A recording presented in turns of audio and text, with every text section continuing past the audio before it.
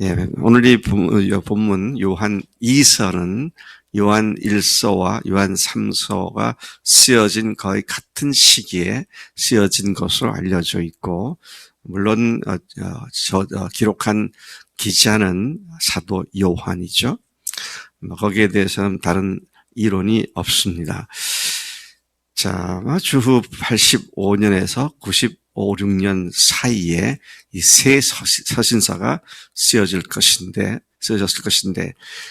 이 기록, 이 편지가 쓰여진 목적에 대해서는 일서와 크게 다르지 않고 오히려 그것을 압축 요약해서 간결하게 제시하고 있는 그런 내용이죠. 수신자들에게, 편지받는 교인들에게 서로 사랑하라는 명령에 순종함으로 말미암아 하나님과 그분의 아들 예수 그리스도를 향한 사랑을 나타내야 한다.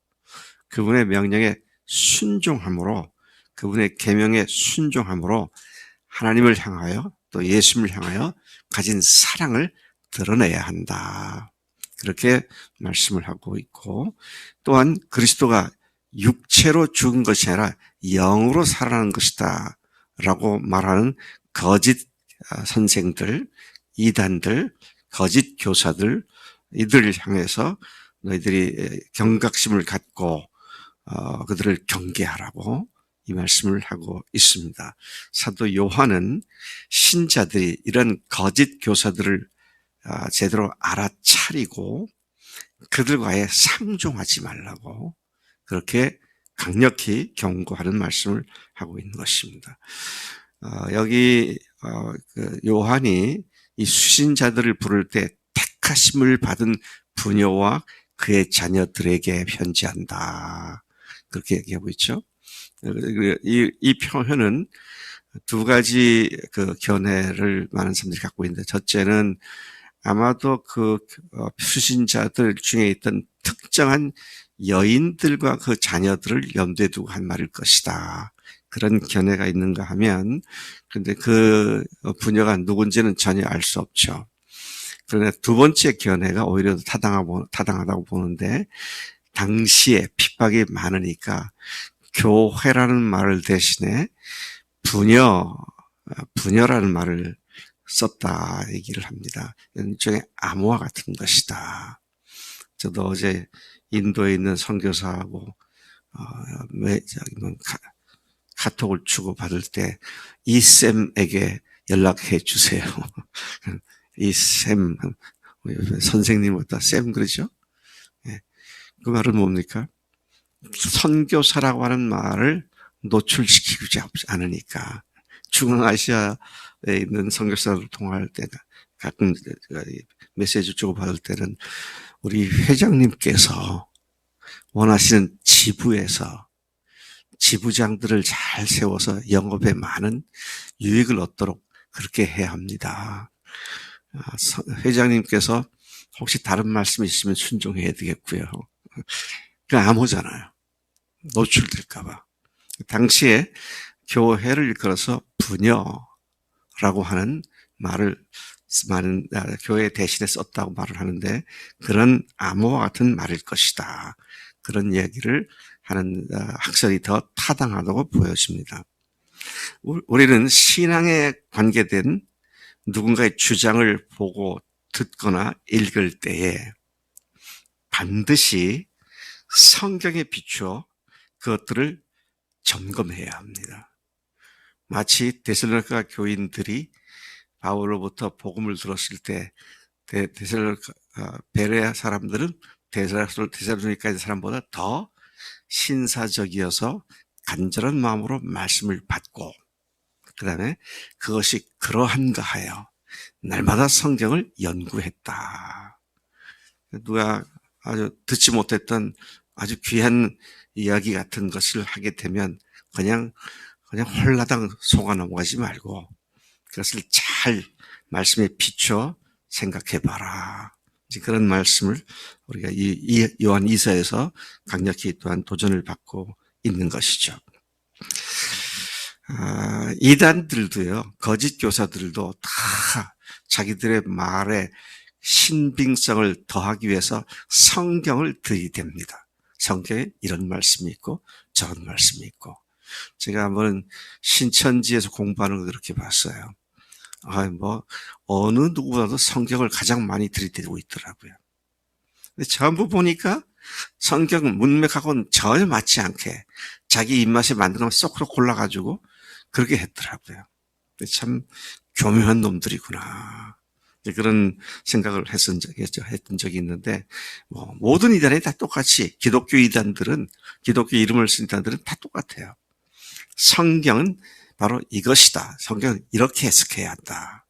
근데 우리가 믿고 있는 복음의 진리는 지난 2000년간 수많은 주님의 사람들이 점검하고 점검한 결과로 오늘 우리가 정수를 믿고 있는데, 문제는 복음에서도 마찬가지 아닙니까?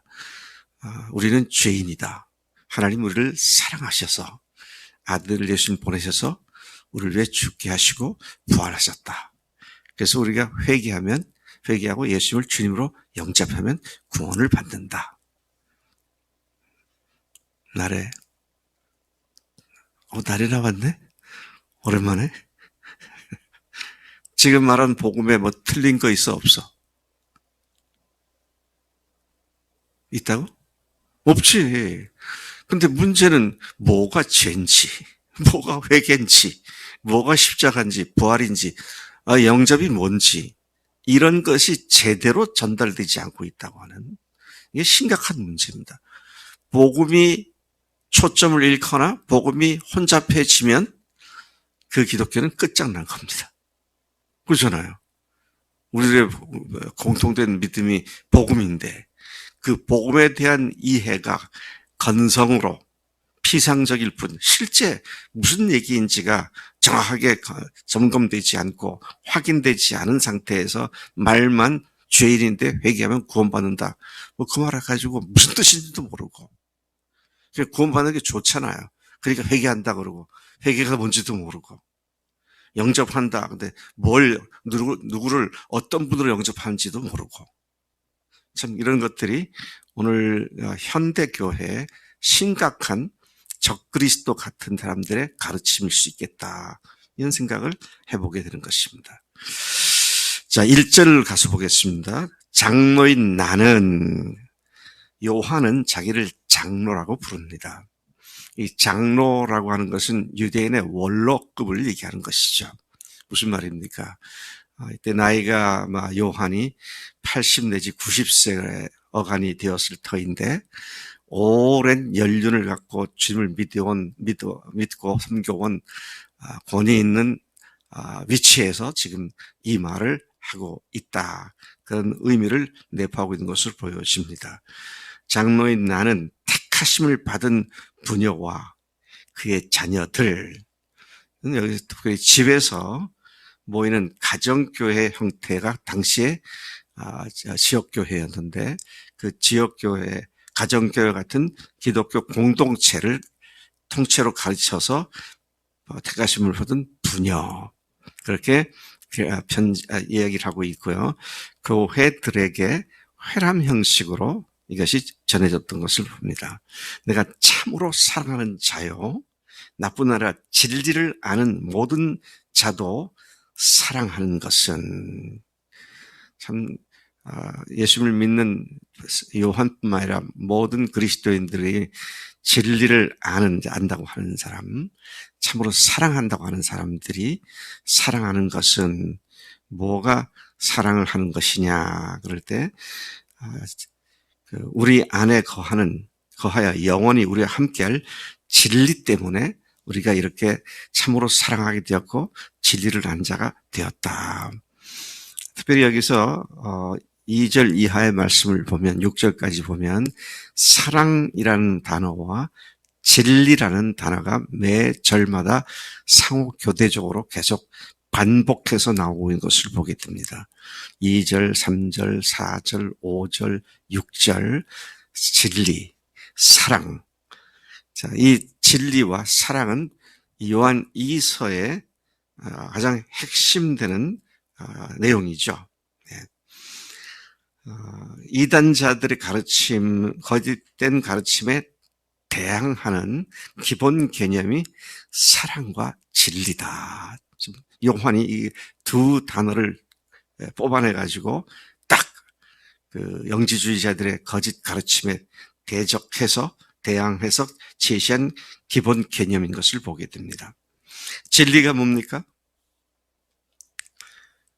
우리는 진리하면 자칫 어제부터 제가 말씀드렸지만 어떤 뭔가를 알려주는 지식체계. 진리가 뭐예요? 예수님이십니다. 인격체이시지 차가운 지식체계가 아니다 하는 것이죠.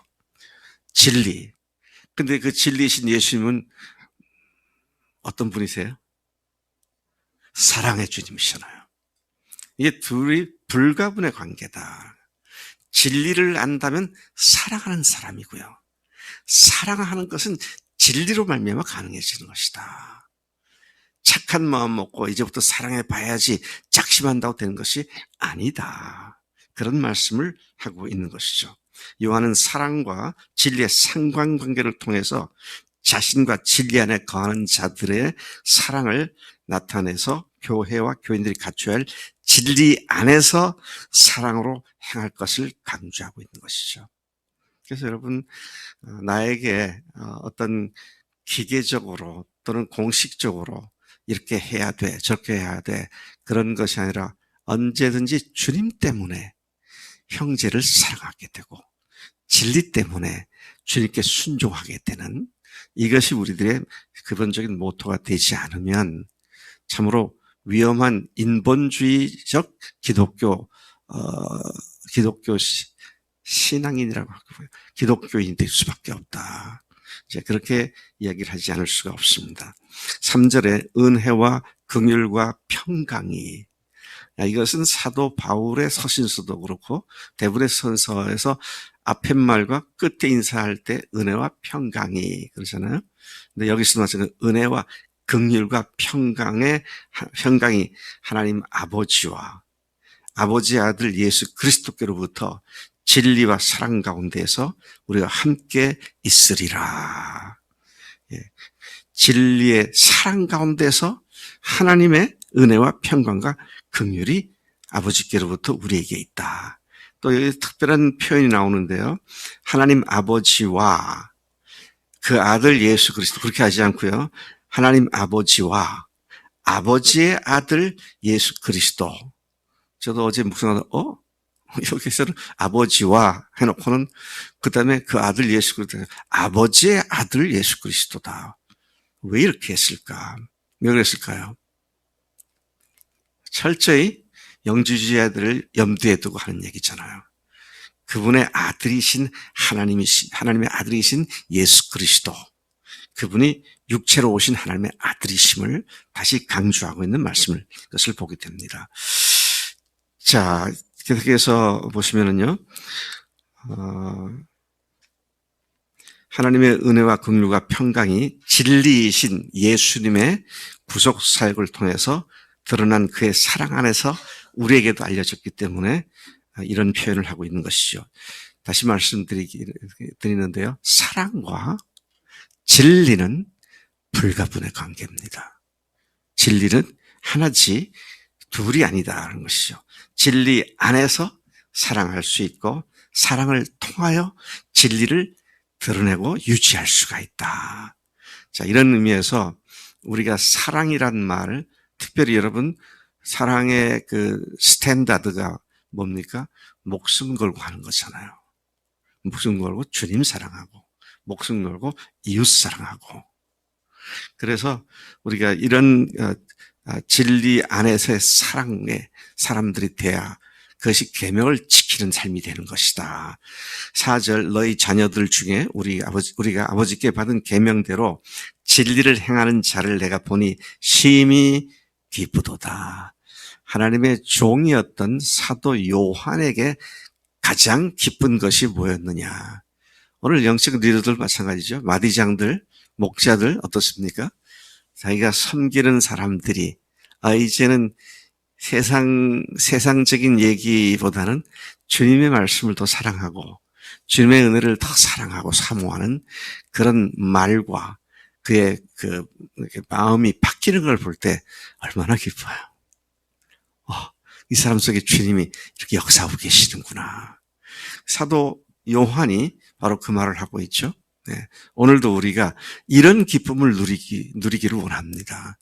내가 섬기는 사람들이 변해서 안 믿는 사람이 예수 믿게 되고 믿은 사람이 더 깊은 주님과의 사랑 가운데 사랑과 진리 가운데 더욱더 깊이 들어가는 그런 것이 필요하다는 것이죠. 5절 요한은 서로 사랑하자고 요구합니다. 우리가 서로 사랑하자. 이는 그리스도인의 특징인 상호 간의 사랑이 지속적이어야 한다는 사실을 시사하고 있습니다. 여러분, 우리가 누구를 사랑한다 그럴 때 일시적으로 좋은 마음 가졌다가 그 다음에 이제 하는 거 봐가지고 수가 틀리면 또 미워하고 이런 사랑 아닙니다. 나는 우리 이내 자매가 지금 그 믿음의 가운데 있는데 앞으로도 뭐 조금 내 눈에 틀리게 행할 수도 있을 거예요. 그럴 수 있겠지? 사람이니까. 그런다고 내가 이내를 다시는 상종하지 말아야겠다. 그런 마음을 가질까 안 가질까? 안 가져요. 안타까워서 기도하다가 또 변하면 또 기뻐하게 되고. 우리가 그가 주님 앞에 바로 서기까지 조금 유예해 두어서 보다가 변화가 되면 또 기쁘고 즐겁고 그런 관계지 약간의 어떤 감정적인 문제 가지고 토라져 가지고 내가 다시는 너를 보나봐라. 봐도 못 본 척하고 그런 삶이 아니잖아요. 왜? 그 형제를 위해서 주님께서도 나를 위해 죽으신 것과 똑같이 대신 죽으시고 부활하셨기 때문이죠. 그래서 우리들이 진리를 아는 사랑은 지속적인 것이지 상황에 따라서 있다가 없다가 하는 그런 것이 아니다. 그래서 우리가 서로 사랑하자 그렇게 말을 하고 있는 것이죠. 이러한 사랑은 하나님께 속한 것이다. 요한일서 4장 7절이 사랑은 하나님께 속한 것이다 그랬죠. 성자이신 그리스도께서 이 땅에 오셔서 행했던 바로 그 사랑이다. 요한일서 3장 16절 그랬죠. 우리를 위해 목숨을 버리셨으니 말씀합니다. 또 성령을 통해 그러니까 잘 보세요. 하나님께 속한 것이고 성자를 통해서 행하셨던 바고 성령을 통해서 그리스도에서 성취되는 것이 바로 우리에게 주신 사랑이다. 이런 사랑을 받은 우리니까 서로 사랑하자. 지속적으로 계속 사랑하자. 그렇게 말씀을 하고 있는 것이죠. 이와 같은 사랑은 하나님의 명령에 대한 자발적인 순종입니다. 억지가 아니고요. 6절 또 사랑은 이것이니 우리가 그 계명을 따라 행하는 것이요.